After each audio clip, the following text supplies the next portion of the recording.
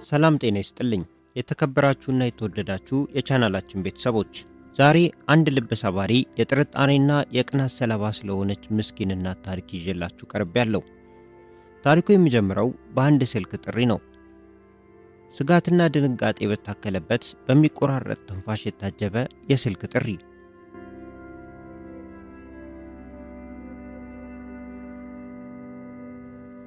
ጥር 25 ቀን 2011 ዓ.ም የወይዘሮዋ ስልክ በተደጋጋሚ ያቃጭላል። ስራ ላይ ስለነበረች ፈጥና አላነሳችውም። ስልኩ ግን አላረፈም። አንሺኝ የሚል ይመስል ደጋግሞ ይጠራል። ስራ ላይ የነበረችው ወይዘሮ በዝግታ ተራምዳ ወደ ስልኩ ቀረበች። እጇን ሰንዝራ ስልኩን ከማንሳቷ በፊት ጥሪው ተቋረጠ። ጠጋ ብላ በሞባይሉ ግንባር ላይ የተመዘገበውን የምልክት ቁጥር አነበበች። ስልክ ቁጥሩን አላወቀችውም። ደዋዩን እያሰበች ስለ ማንነቱ ተመራመረች። በድጋሚ ስልኩ በእጇ ላይ ጠራ። የቀድሞ ቁጥር ነው። ፈጥና አነሳችው። ሄሎ አላት አንድ ድምፅ። እሷም መልሳ ሄሎ አለችው። ደዋዩ የተረጋጋ አይመስልም። ሄሎ ሄሎ ሄሎ አላት ቁርጥ ቁርጥ በሚል ድምፅ። ስጋትና ድንጋጤ በደዋዩ ድምፅ ይነበባል። ወይዘሮዋ ሰውየው ቀጥሎ የሚለውን ለመስማት ዝም አለች። አሁንም ባልተረጋጋ ድምፁ ቀጠለና ሄሎ ሄሎ የበላይ ስልክ ነው በማለት ጠየቀ። ድምፁን የምታውቀው መሰላት። ተረጋግታ ባለቤቱ እንደሆነች መለሰችለት። ደዋዩውንም ተርበተበተ። ማንነቷን ቢያውቀውም ስሟ ከአፉ ጠፋበት። ጥቂት ቆየና እንደምንም ስሙን ነገራት። የባለቤቷ የቅርብ ጓደኛ ነው። ማንነቱን ስታውቅ ሰላም መሆኑን ደጋግማ ጠየቀችውና የሚለውን ለመስማት ጆሮዋን አሰላች። ሰውየው ጥቂት ለመረጋጋት ሞክሮ ሐሳቡን ቀጠለ።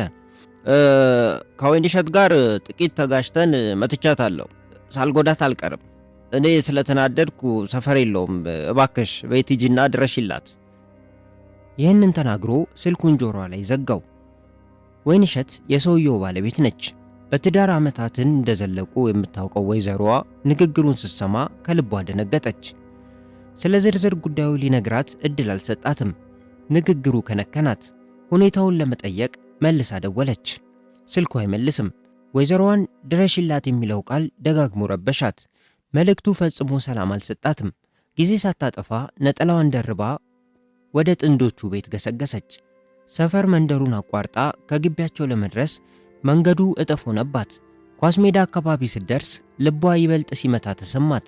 እንደምንም በርትታ ከግቢው ደረሰች። የውጭውን በር ከፍታ ስትገባ የቤቱን አከራይ ከደጅ ቆማ አገኘቻቸው። ሰላም ነው እማማ፣ ወይንሸትን አይተዋታል? ሴትየዋ ተረጋግተው መለሱላት። ከጥቂት ሰዓታት በፊት ባለቤቷን እንዳገኙትና እሷንም ቢሆን ትናንት ምሽት ከባሏ ጋር ውሃ ስትቀዳ እንዳዩት አረጋገጡ። ወይዘሮዋ የሴትየዋን ንግግር አላሳመናትም። አብረዋት ወደ ቤቱ እንዲዘልቁና መኖሯን እንዲያረጋግጡ ጠየቀቻቸው። አላንገራገሩም። እሷን አስከትለው ገርበብ ወዳለው ቤት አመሩ። ለአሁኑ ግጭት መነሻ የሆነውን ምክንያት ለማወቅ ወደ ኋላ መመለስ ያስፈልጋል። አባተ ስንታየ ይባላል። ከወላይታ ተነስቶ አዲስ አበባ የገባው የኑሮን ፈተና ለማሸነፍ ነበር። ወላይታ እያለ አልተማረም። ዕድሜው ከፍ ሲል የአቅሙን እየሰራ ራሱን ሲደግፍ ቆይቷል። ዓመታትን የለፋበት የወርቅ ማንጠር ሥራ ገቢው ቢያንስበት ጀብሎ እያዞረ መሸጥ ጀመረ። እሱም ያሰበውን ያህል አላዋጣውም። ሌላ መተዳደሪያ ያስፈልገው ነበር። ልባሽ ጨርቆችን በርካሽ እየገዛ አትርፎ መሸጥ ጀመረ። አባተ ይህ ብቻ አልበቃውም። ለተሻለ ሕይወት ርቆ መሄድ እንዳለበት ሲያስብ ቆየ። ኑሮውን እንደ ሌሎች ለውጦ ገንዘብ ለማግኘት ደግሞ የመጀመሪያ ምርጫው አዲስ አበባ ሆነ። አዲስ አበባ ሲመጣ እንግድነት አልተሰማውም። የሀገሩን ልጆች አገኛቸው። ከነሱ ተጠግቶ የሚያገኘውን እየሰራ ቆየ። ማደሪያውን ከዘመድ አድርጎ አገሩን ሲላመድ ራሱን ለመቻል ሞከረ። ጥቂት ቆይቶ ዣንጥላ ከማከፋፈያ እያመጣ አዙሮ መሸጥ ጀመረ። ስራው ውጤት ያለው ስለመሰለው በጀመረው ቀጠለ። ሙከራው መልካም ሆነለት። አባተና አዲስ አበባ በሚገባ ተላምደዋል። የከተማውን መውጫና መግቢያ ጠንቅቆ ማወቅ ችሏል። አልፎ አልፎ ሀገሩ ብቅ እያለ ወላጆቹን ይጠይቃል። ሁሌም ያቅሙን ለግሶ ምርቃትን ተችሮ ሲመለስ ቤተሰቦቹ ስለሱ ሕይወት መልካሙን ይመኛሉ። አግብቶና ወልዶ የልጅ ወጉን እንዲያሳያቸው ከመጠየቅ ቦዝነው አያውቁም። አባተ ዣንጥላ እያዞረ መሸጡን ቀጥሏል። ከትላንት ዛሬ የኑሮ አቅሙ ስለተሻለ የወላጆቹን ፍላጎት ለማሟላት እያሰበ ነው። ይህን ሲያቅድ ሁሌም ለትዳር የሚመኛት ወይንሸት ፊት ለፊቱ ውልብ ትልበታለች። በሚገናኙ ጊዜ የውስጡን ፍላጎት ሊነግራት ይሞክራል። እሷም ብትሆን ለትዳር ያላት ፍላጎት የተለየ ነው። ወይንሸት አባተን በጓደኝነት ታውቀዋለች። ለእሱ ያላት ስሜት ጥሩ የሚባልም ነው። የሁለቱም ሐሳብ አንድ ሆኖ በአንድ ጎጆ ቢኖሩ ምኞቷ ነው። ምኞታቸውም እውን ሆኖ አሁን አባተና ወይንሸት በአንድ ጎጆ መኖር ጀምረዋል። አዲሱ ትዳር መተሳሰብና ፍቅር አልጎደለውም። አንተ ትብስ እኔ ልብስ ብለው የጀመሩት መንገድ ብዙዎቹን አስደንቋል። እሱ የወላጆቹን ፍላጎት መሙላቱና የግራ ጎኑን ማግኘቱ እፎይታ ሰጥቶታል። እሷም ብትሆን ከብቸኝነት ተላቃ ጎጆ ማቅናቷ አስደስቷታል። የጥንዶቹ ትዳር ጥቂት አለፍ እንዳለ ጎጆአቸውን የሚያሞቅ ሕይወታቸውን የሚያደምቅ የምሥራች ሆነላቸው። ወንድ ልጅ ከነቃጭሎ የታቀፈችው ወይዘሮ ወይንሸት ለባለቤቷ ደስታን አብስራ ለቤተሰቦቹ የልባቸውን ሞላች። ይሄኔ አዲሱ ትዳር ይበልጥ በፍቅር ተሞላ። መተሳሰቡ ጨምሮም ለአዲሱ ጨቅላ መኖር ተጀመረ። አባተ ዣንጥላ እያዞረ መሸጡን አልተወም። ክረምትና ዘነብ ባለ ጊዜ የተሻለ ገንዘብ ያገኛል። ወይንሸትም ብትሆን የእሱን እጅ ብቻ አትጠብቅም። ያገኘችውን እየሰራች ለልጇና ለጎጆዋ ትደጉማለች። ሳቂታዋ ወይንሸት ከሰው የመግባባት ችግር የለባትም። ሁሉን እንዳመሉ ተቀብላ ማስተናገድ ልማዷ ነው። አሁን የጥንዶቹ ትዳር 4 ዓመታትን አስቆጥሯል። የ3 ዓመቱ ልጃቸው ለሁሉም ደስታ ሆኖ አብሯቸው ይኖራል። ስለ እሱ ሕይወት አጥብቀው የሚጨነቁት ጥንዶቹ ጠዋትና ማታ በሚሮጡበት ሥራ ያለ እረፍት እየተጉ ነው። በጥረትና በመተሳሰብ የቆመው ጎጆ አልፎ አልፎ ቅያሜን ማስተናገድ ይዟል። በየምክንያቱ የሚነሳው ጭቅጭቅም ኩርፊያን አስከትሎ ያለ ንግግር የሚውሉበት ቀናት በርክተዋል። አባተ የሚስቱን ሰርቶ መግባት አይጠላም። በሥራ ሰበብ ከብዙዎች ጋር ያላትን ቅርበት ግን ወዶት አያውቅም። የወይንሸት የሁል ጊዜዋ ፈገግታና ሰላምታዋ ለእሱ የራስ ምታቱ ነው። በተለይ ደግሞ ከወንዶች ጋር ያላትን ግንኙነት በጥርጣሬ ማየት ከጀመረ ቆይቷል። ወይንሸት በበኋላ ጭቅጭቅና ጥርጣሬ መማረሯ በዝቷል። አንዳንዴ ቤቱን ትታ ልትወጣ ታስባለች። እንዲህ ብታደርግ የልጇ ጉዳት እንደሚያመዝን አይጠፋትም። ሁሉን ትታ እንዳትቀመጥ ደግሞ ጎጆዋን እንድትጠላ የሚያደርግ ምክንያቱ ብዙ ነው። ሁሌም በእነዚህ ፈታኝ ስሜቶች መሃል ትተክዛለች። በጣም በከፋት ጊዜም አንገቷን ደፍታ ትንሰቀሰቃለች። አባተ በቅናት ሰበብ ከባለቤቱ ጋር መጨቃጨቁ ብሶበታል። ሚስቱ ትዕዛዙን እንድታከብርለት ያደረገው ሙከራ አልተሳካለትም። እንዲህ መሆኑን ከንቀት ቆጥሮት በጥላቻ መንፈስ ማየቱን ቀጥሏል። ባያት ቁጥር ይናደዳል። ለሚጠይቃት ሁሉ በቂ ምላሽ አለመስጠቷም ያበሽቀዋል። አባወራው ከጥቂት ጊዜያት ወዲህ ክፉኛ የሚያስጨንቀው ጉዳይ ከጥርጣሬ አልፎ ሰላሙን እየነሳው ነው። ባለቤቱ ከአንድ ሰው ጋር የፍቅር ግንኙነት እንደጀመረች እርግጠኛ ሆኗል። ይህንን እንድታውቅም ባገኘው አጋጣሚ ሁሉ እየተሳደበ ይነግራታል። ከሰውየው ጋር ፍቅር ጀምራለች የሚለው አባተ በየመዝናኛው አብረው እንዳያቸው እርግጠኛ ለመሆኑ ደጋግሞ አሳውቋታል። የጥንዶቹ ትዳር ንፋስ ገብቶት ያለ ሰላም ውሎ ማደሩን ቀጥሏል። ሁለቱም በየፊናቸው እየሰሩ የሚያመጡትን ገንዘብ እንደ ቀድሞ ለጎጆአቸው ማዋሉን ትተውታል።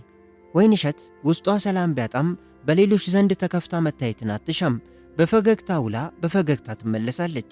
እንዲህ ማድረጓ የማይዋጥለት ባለቤቷ ድርጊቷ ሁሉ ውሽማ ብሎ ለሚጠራው ሰው ደስታ እንደሆነ ያምናል። ሰሞኑን አባተ ጤንነት እየተሰማው አይደለም። ሆስፒታል ሄዶ ምርመራ ማድረግ ፈልጓል። አንድ ቀን ሐኪም ዘንድ ቀረበ።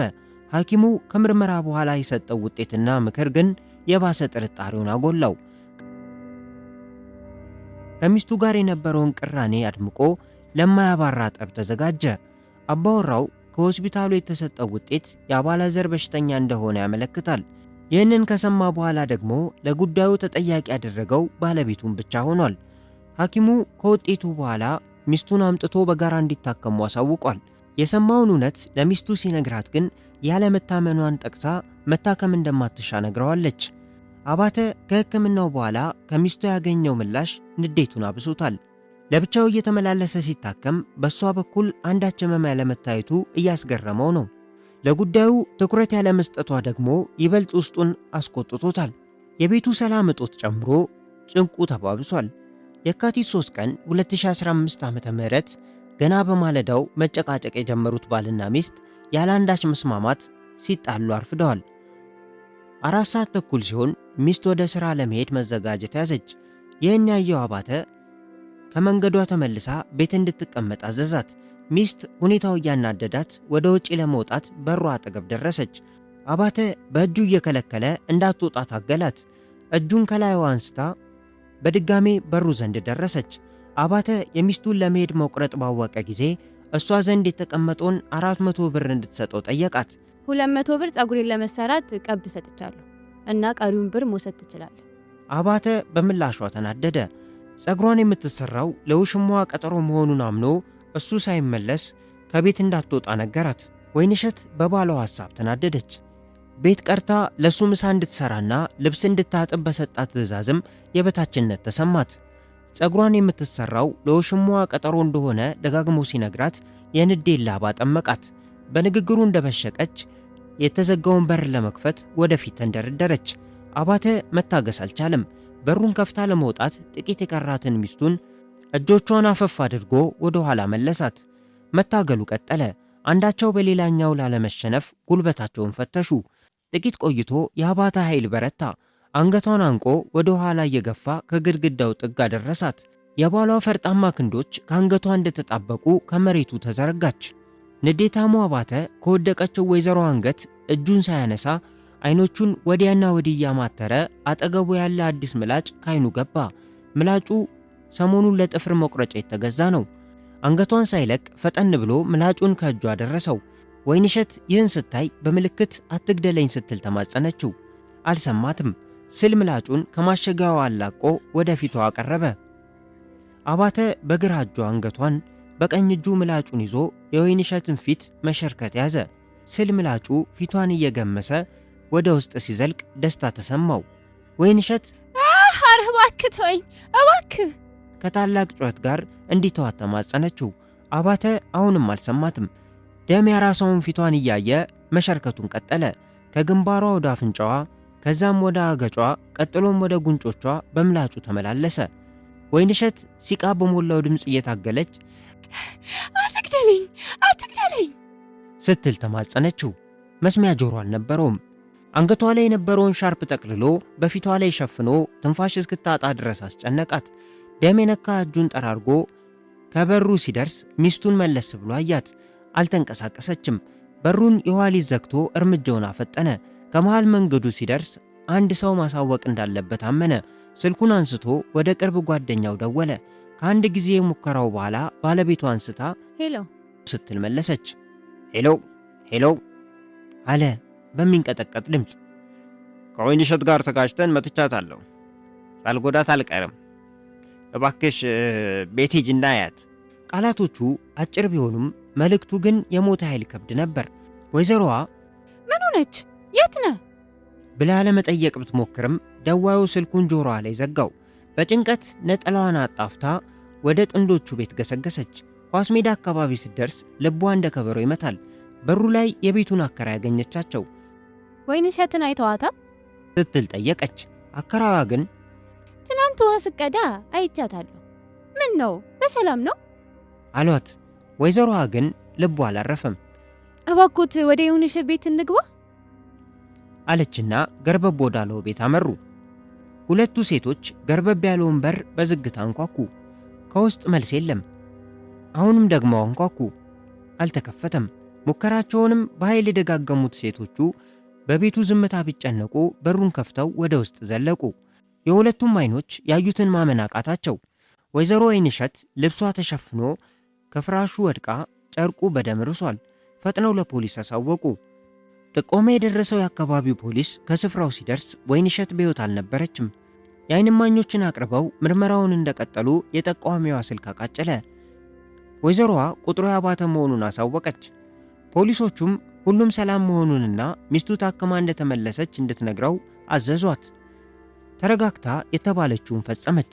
በመርማሪ ምክትል ሳጅን ቢንያም በሪሁን የሚመራው ቡድን ተጠርጣሪው አዲስ አበባ እንደሌለ ባረጋገጠ ጊዜ በቁጥጥር ስር ለመዋል እንቅስቃሴ ጀመረ። የሚገኝበትን የትውልድ ሀገሩን አረጋግጦ ጉዞ ለማድረግ ተዘጋጀ። ይህ ከመሆኑ በፊት ግን አባተ የሚስቱን መሞት ባወቀ ጊዜ እጁን ለወላይታ ዞን ፖሊስ መምሪያ ሰጠ። የአዲስ አበባው ፖሊስም ካለበት ይዞ በማምጣት ምርመራውን አጠናቆ ጉዳዩ ወደ ፍርድ ቤት አመራ። አባተ በፈጸመው አሰቃቂ ድርጊት ተጸጽቶ ይቅርታ ቢጠይቅም የሕግ የበላይነት ግን ፊቱን አላዞረለትም። ፍርድ ቤቱ የጥፋቱን ክብደት፣ ያገዳደሉን የጭካኔ ጥግና ያለአንዳች ርኅራኄ የተፈጸመ መሆኑን በዝርዝር ተመለከተ። በመጨረሻም ፍርድ ቤቱ የአንድን እናት ሕይወት በጭካኔ በመቅጠፉና ለጋ ሕፃኑን ያለ ወላጅ በመቅረቱ አባተ ስንታየው በዕድሜ ልክ ጽኑ እስራት እንዲቀጣ ወሰነ። ፍቅር በጥንካሬ ሲታካ፣ ትዳር ደግሞ በቅናት ሲመረስ መጨረሻው ይሄ ነው። አንዲት እናት በምላጭ ተገደለች። አንድ አባት ገዳይ ሆኖ ዕድሜ ልክ ወህኒ ገባ። የ4 ዓመቱ ሕፃን ደግሞ በለጋነቱ የሁለቱንም ወላጆች ናፍቆት ተሸከመ። ጥርጣሬና ቁጣን መቆጣጠር አለመቻል መጨረሻው ጥፋት ሆነ። ለዛሬ ያዘጋጀንላችሁ ታሪክ ይህንን ይመስል ነበር። እንዲህ አይነት አሳዛኝ ታሪኮች እንዳይደገሙ ምን መደረግ አለበት ትላላችሁ? ሐሳባችሁን በኮሜንት ላይ አጋሩን። በሌላ ታሪክ እስከምንገናኝ ቸር ቆዩን።